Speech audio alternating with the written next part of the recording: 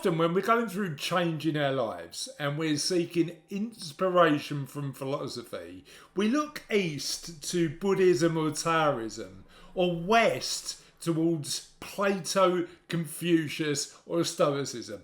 But what if I told you that we're missing out on an amazing African philosophical school of thought that gives real insight to transitioning our lives and improving our well-being in the next chapter of their lives? Today I want to talk about that, and this is why I want to tell you about Ubuntu, explain what it is, explain where it originated, and explain why these particular philosophical insight can help you live your best What Happens Next. Welcome to What Happens Next.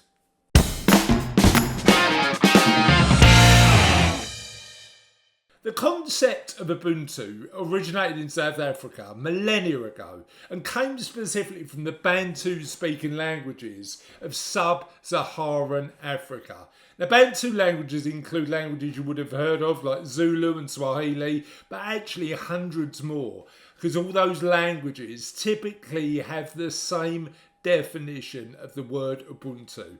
It means humanity towards others. And whilst the concept has been around for centuries, perhaps even millennia, it's been popularised in modern times by the likes of Desmond, Tutu and Nelson Mandela. Now, if you're from the UK and haven't seen the Mandela documentary, I definitely recommend you give it a watch. It's available in the UK on Amazon Prime, I believe.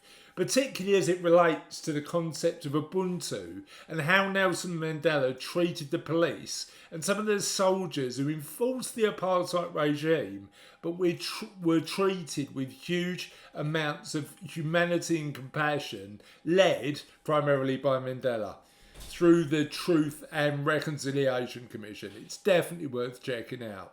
However, you may be asking yourself a question, which is fair to ask.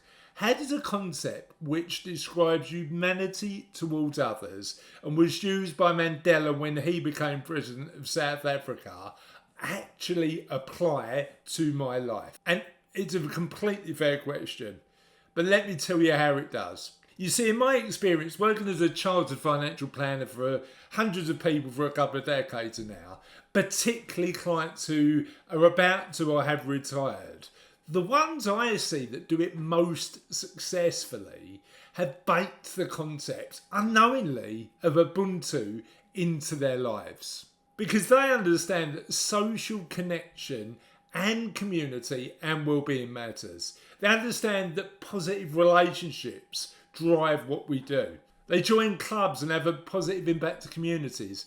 And they don't hold a grudge. They have conversations designed to resolve tensions, even when those conversations are hard, but it's important to resolve any stress, frustration and tension. Bob Waldinger, in his brilliant book, The Good Life, had a conclusion based on 80 years of study. The quality of our lives are massively influenced by the quality of our relationships. And Ubuntu at its heart recognises this universal truth.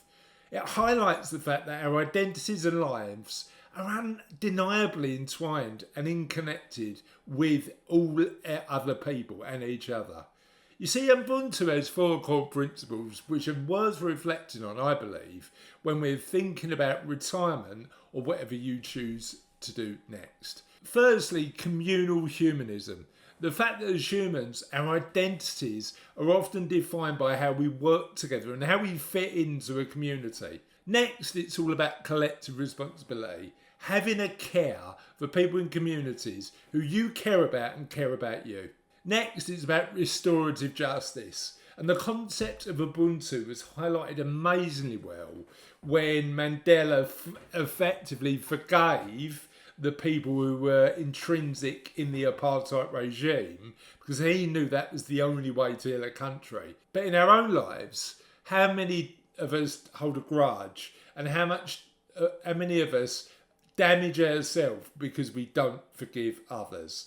And lastly, but definitely not leastly, if leastly is a word, I think I might have made it up, is respecting the fact that whilst we're part of communities, we're also unique individuals with our own perspectives too. All the research points to the fact that creating emotional stability, building social connections and being part of communities we care about are all really important component parts of a retirement, or what happens next, well lived.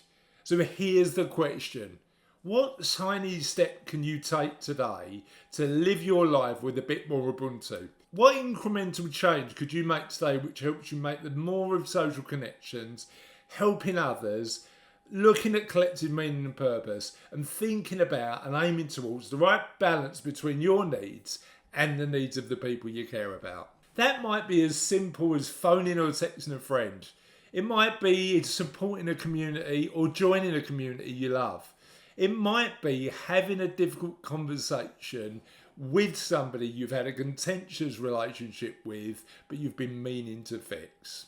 Now, I like all parts of the philosophy of Ubuntu, but the one in particular that resonates the most, probably because I've been guilty of not doing it in the past, is resolving awkward conversations. I think in the past I've probably tended to avoid that. And Ubuntu gave me a great reminder that actually forgiving and moving on with relationships is the best way to resolve those issues. But I'm curious, what part of Ubuntu resonates most with you? However, for now, I want to give you 2 more videos which describe why the concept of Ubuntu is actually really useful to incorporate in your life.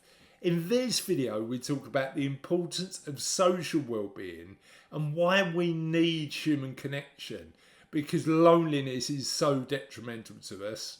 And in this video, I talk about the 5 financial but also non-financial challenges we face in retirement that nobody talks about, that we want to highlight today. That's it for today's video. Have a lovely day, and we'll see you on What Happens Next soon.